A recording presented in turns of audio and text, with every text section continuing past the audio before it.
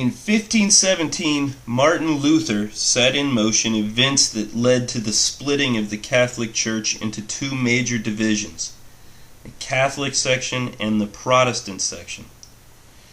The Protestant Reformation was about trying to get your services done in the vernacular so that the Latin section of the church service was gone and more was understandable to the general public.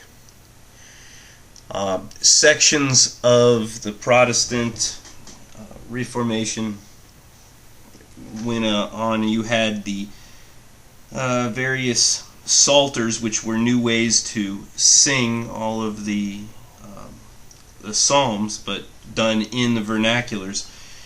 You had French Psalter, Scottish Psalter, Ainsworth Psalter, and the Ainsworth Psalter is basically the one that came over here to America with the Pilgrims.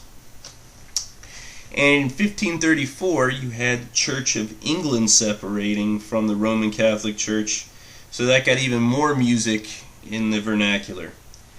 Of course, the Roman Catholic Church had to do something about this, so they had a counter-reformation where you still had the basic Catholic Church, but more stuff in the vernacular.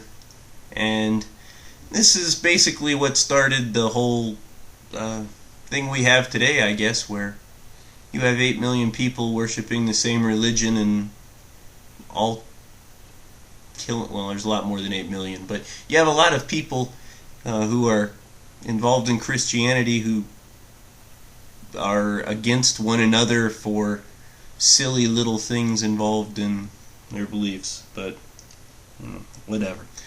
But Martin Luther was the one who set the Reformation in motion, and in doing so, it did take some of the sole power away from the Roman Catholic Church. The 4 composers you see here represent some of the most influential composers of the Renaissance era. Hildegard of Bingen is not exactly a great composer, but like many historically significant figures, she was a groundbreaker. She was one of the earliest known composers, which in and of itself is groundbreaking, but even more important, she was a woman, which obviously, if you say she, yeah, she's going to be a woman.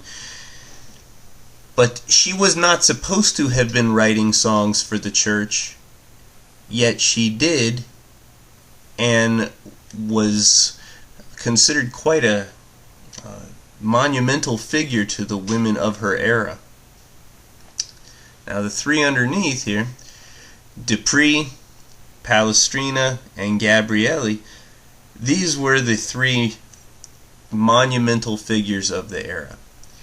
And there will be test questions involving all of them. I'm going to try and make sure you're comfy with that. Dupree was born right on the border of France and Belgium, thus the French name, Joaquin Dupree. His success came in Italy, although he did write about 70 songs that did have French text. Now, Dupree's main vehicle for his creativity was the motet. Hint, hint, that might be on a test. Joaquin used the motet as a vehicle to create his most innovative and influential works. That may have been cut and pasted from the test. Wow.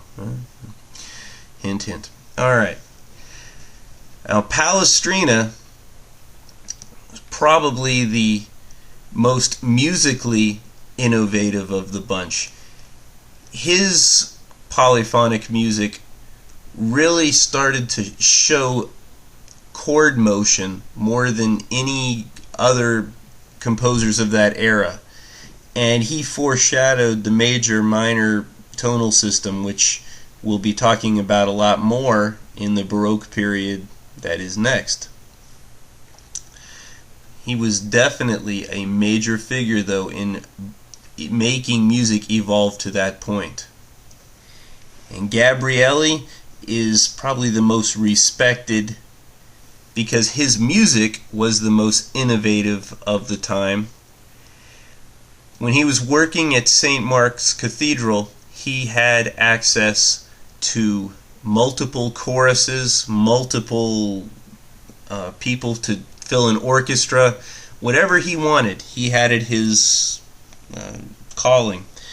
And his multi-choral pieces, which were called polychoral pieces, are considered the most innovative and the greatest music of the Renaissance period.